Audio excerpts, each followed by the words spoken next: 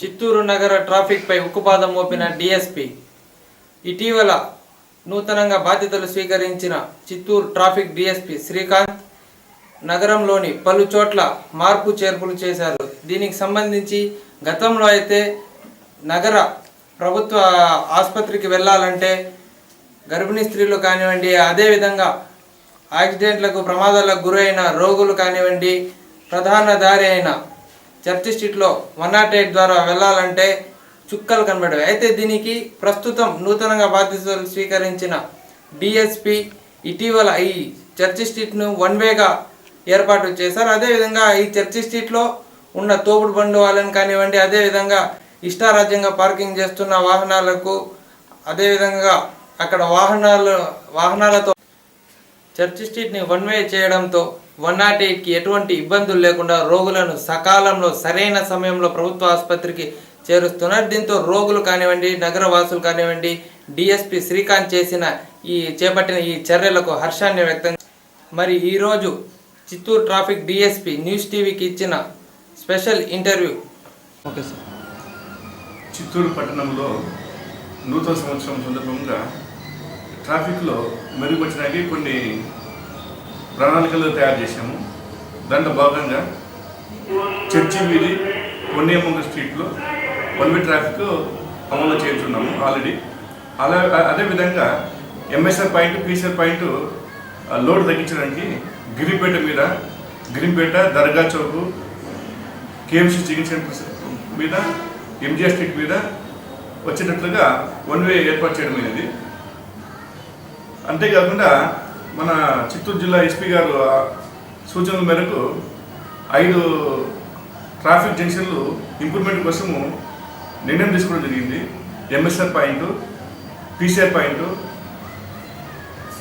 NTR statue point, Gandhi statue, railway over bridge దగ్గర ఈ CC కెమెరాలు, తర్వాత signal lights development, signal lights కోసము ఈ 10-15 రోజుల్లో ఏర్పాటు చేయడం జరుగుతుంది.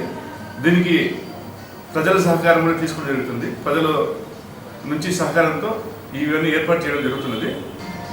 అదేవిధంగా ఈ మన కన్నన్ కాలేజీ ఎదురుగా ఉన్నటువంటి మినీ లారీ స్టాండ్ను కూడా వాళ్ళ అసోసియేషన్తో మాట్లాడి ఈ నెల 15 పైన మన విజయ డైరీ దగ్గర పెట్టుకున్నట్టుగా ఏర్పాటు చేశాము.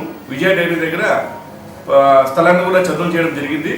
అక్కడ అంతా క్లీన్గా చేసిన తర్వాత జనవరి 15 పైన అక్కడికి షిఫ్టింగ్ చేయడం జరుగుతుంది. అదేవిధంగా టౌన్లో ఎంజిఆర్ స్ట్రీట్లో ఉన్నటువంటి ఈ మెకానిక్ సెట్లు, తర్వాత వెల్డింగ్ షాపులు రోడ్లు ఆక్రమించుకుని ఉన్నాయి.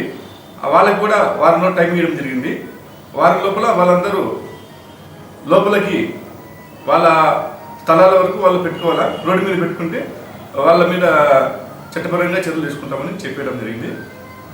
ప్రజలందరూ మేము చేస్తున్నటువంటి ఈ 1 వేల కోసము, తర్వాత ట్రాఫిక్ నియంత్రణలో భాగంగా చేస్తున్నటువంటి సూచనలకు సహకరించవలసిందిగా కోరుచున్నాము. ప్రజలు వారికి తెలిసిన సూచనలు ఏవి, కొత్త సూచనలు ఏమి కాదు, వాళ్ళకి తెలిసినటువంటి సూచనలు పాటించట్లేదు. ఉదాహరణకు మనం ఇప్పుడు చర్చి వీధిలో 1 వే పార్కింగ్ అని చెప్పేసి ఆల్రెడీ ఇంప్లిమెంట్ చేస్తున్నాము. రోడ్డుకి వాళ్ళు వచ్చేటప్పుడు మళ్ళా ఎదురుకు రావడం జరుగుతున్నది. దానివల్ల ట్రాఫిక్ అంతరాయం జరుగుతున్నది. కాబట్టి ప్రజలు 1 వే రూట్లో 1 వేలో పోవాలి. అదేవిధంగా హైవేలో పోయేటప్పుడు ఆటోలు కానీ, తర్వాత బస్సులు కానీ ఎక్కడ పడితే అక్కడ ఆగకుండా ఉండాలి. వాళ్ళకి ఎంఎస్ఆర్ పాయింట్, మన డిపో దగ్గర పాయింట్, తర్వాత అలంకార్ లాడ్జ్ దగ్గర, పార్క్ దగ్గర పాయింట్ వేయడం జరిగింది. అక్కడే ఆగాల. అలాగే పల్మేర్ బస్ స్టాప్ పెట్టడం జరిగింది. అక్కడే ఆగాల అని కోరుచున్నాం. ఇప్పుడు ఈ మధ్య కాలంలో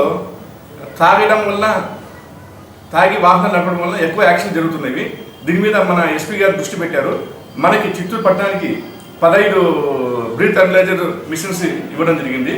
ఇవి శాంపుల్గా మనము డిసెంబర్ 26 తేదీన రవాణా శాఖ వారు మనం కలిసి కంబైన్డ్గా డ్రైవ్ చేయడం జరిగింది.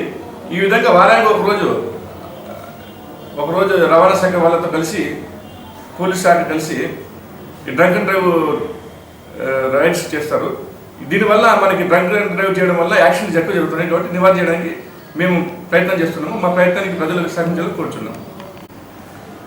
మన పట్టణంలో లక్కకి మించి ఆటోలు, తర్వాత మ్యాజిక్ బండ్లు, తర్వాత టాటా ఏస్లు, స్టీరింగ్ ఆటోలు ఉన్నవి. దీని గురించి మేము ఆల్రెడీ 15 రోజుల నుంచి స్పెషల్ డ్రైవ్ పెట్టాము. ఐడెంటిటీ కార్డులు అనేది, తర్వాత వెహికల్స్ పర్మిట్లు ఉండి డ్రైవింగ్ లైసెన్స్ ఉంటేనే ఐడెంటిటీ కార్డు కూడా ఇస్తున్నాము. ఈ విధంగా ఐడెంటిటీ కార్డు ఇప్పటికి 1300 అయినాయి. మొత్తం 3000 వరకు ఉన్నాయి. వీళ్ళకి జనవరి 15 వరకు టైం ఇచ్చాము. ఆ జనవరి 10 తర్వాత ఎలాంటి లైసెన్స్ లేకుండా ఉన్న వాళ్ళకందరికీ సీజ్ చేస్తామనేసి తెలపడం.